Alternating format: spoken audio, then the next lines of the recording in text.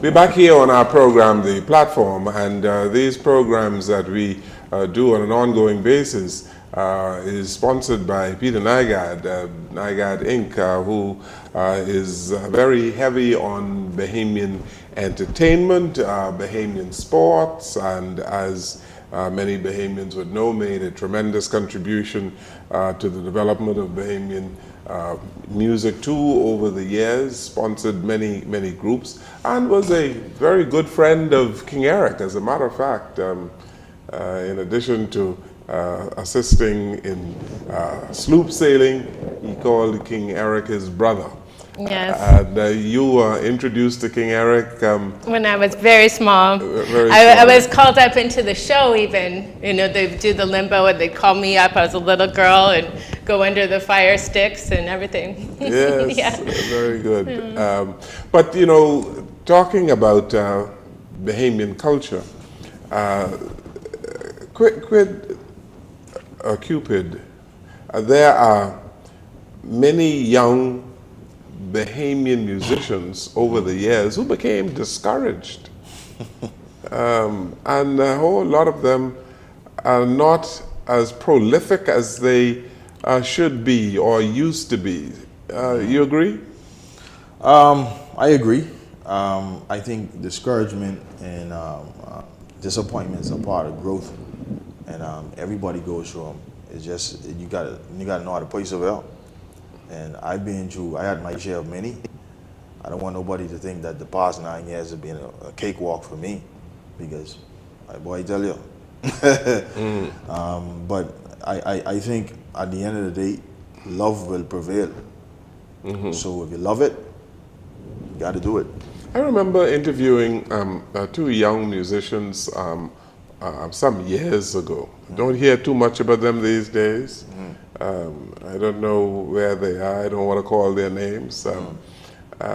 But they had them on a show with the late Ronnie Butler and the late King Eric. We had a round table discussion. Okay. And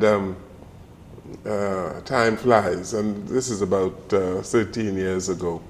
And the point is, I haven't heard too much of them in recent times. And it seems to me that our Bahamian culture, our music, the genre of music, the number of entertainers that we have could be much bigger. The Bahamas Musicians and Entertainers Union, for instance, is almost defunct, isn't it? Like every organization, I think you will you come across a time when it needs to be revamped. And I think maybe the Bahamas Entertainment and Musicians Union needs to be revamped. I can't say what is going on in there because I'm not a part of it. But isn't that a problem? Shouldn't all musicians be a part of it? That is a problem. That is a problem. I do agree, and I don't run away from that statement. But like maybe I was a part of the problem too, because I'm not in there listening to what's happening on the outside, or don't join that Qpid, you know, they don't make no sense. And instead of trying to find out for myself, listening to the hearsay that is out there. Yeah. And maybe a lot of musicians like myself, a lot of artists like myself, you know, we're listening to the chat outside rather than going inside and trying to correct the situation. You know, many musicians will tell you that visitors come to the Bahamas for the experience, for the Bahamian experience. But there are a whole lot of musicians who are not providing that experience. And that's what Back to the Culture is all about. We going back to the culture, and like there's no given week that you could say to yourself, I want to go see a cultural show this week. It's not available. Why? I think someone has to start it, and if the funds have to come out from my own pocket, so be it. You know, there were times when you had many cultural shows. You had Peanuts Taylor and King Eric, and you had, you know, even as far as Fox Hill at the Jungle Club. Jungle Club, I hear about those days. You heard about the Jungle Club? I heard about the Jungle Club. The Yellowbird Club. And I heard about the clubs on Wolf Road. Yes. At every other stop, you got to find a club to go to. Yes. Parties at the wee hours of the morning. The Hutch on Wolf Road. Yeah, I heard about and all the of Blue Notes. Yeah, Way before my time. And I wouldn't talk about Cat and Fiddle and Banana Boat. Yeah. And then I heard Ronald Sims talk about those things. Yes, and then in the East Street area you had the Zanzibar. Zanzibar. And then you go on Bay Street, you had many clubs, Dirty Dick's and various other clubs on Bay Street. What has happened, man? Remember the cabaret show? Well, And of course. the cabaret show was an amazing, incredible show that incorporated everything, even a little bit of carnival that we're having now, right? Yes. Along with the whole story that incorporated all the Bahamian. And I saw Saturday pass, and the crowd that was there, right? And the people in the crowd. I saw a 70-year-old woman. I saw a 65-year-old woman, who I know by the... And these people don't come with their bed for nothing. They come out their bed to see a cultural show. So that telling me there is a market for it. The market for it is starving. Yes. We need to feed it. Yes. If you went to Cuba, you would see a number of cultural shows, cultural reviews in Cuba. And so it is a part of the richness of the tourism product of Cuba.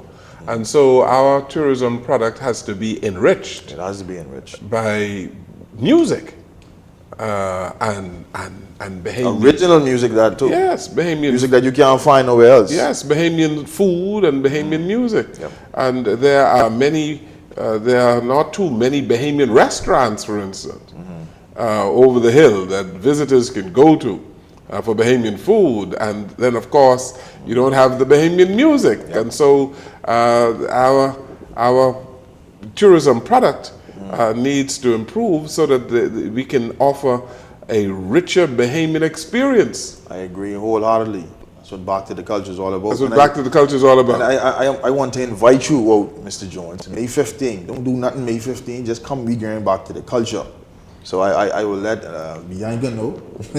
Yes. Make sure I bring them back to the culture. I want you to see and feel this experience. There'll be Obeah dance, fire dance, limbo, drum beat solo. I just want to bring a cultural experience wrapped up in about an hour show. And just going to Plantation alone, it kind of feels like you're in an outer island experience. It's an outer island experience. They have very mature, settled crowd, very nice environment, very nice. I'll tell the people where Plantation is. The Plantation is right in the back of the caves. the caves. When you're approaching the caves on the western strip, it'll be that the left before you reach the first left, right before you reach the cave. You go up, you can't miss the cars. It's going to be on the right. And you were going to be there for how long? The show is going to be started at about 9 o'clock. The Spank Band will be there, so if you know Spanky there, if Iron and Spanky there, you know things can be right. Qpid will be there. Back to the Culture. We're going live at 9 p.m. May 15. You don't want to miss it. Don't want to miss the cultural experience. It's going to be that rich, eh? And Mr. Jones is going to be there. What night of the week is that? I'm going to have a special table prepared for Mr. Jones that he wouldn't need for nothing. He's going to be there if he needs to bring a guest. Be saying it on the show. Mr. Jones is going to be there. Back to the Culture. What night of the week is that? It's on Wednesday night. On a Wednesday night? Yes. Wow. Well, yes, a Wednesday night. We want to pick a special night. A Wednesday night. That's when the Spank Band That's when the Spank Band plays at the Plantation. And Back to the Culture Tour show will go live. You know, a lot of people don't know. You know, after these radio and television shows, I have to put out a newspaper as well. I have to go in my newsroom and write a paper. I know you're very busy, Mr. So on a Wednesday night, sometimes I'm in the newsroom of JCN. But we'll see what happens. Okay. And we would make every effort to see what you're doing in terms of promoting Bahamian culture. Oh yes, this is very exciting, and he's been on this mission for a long time, getting everybody involved with bringing back Bahamian culture. Okay, well good. Let's take this final break here on our program, and we'll come right back.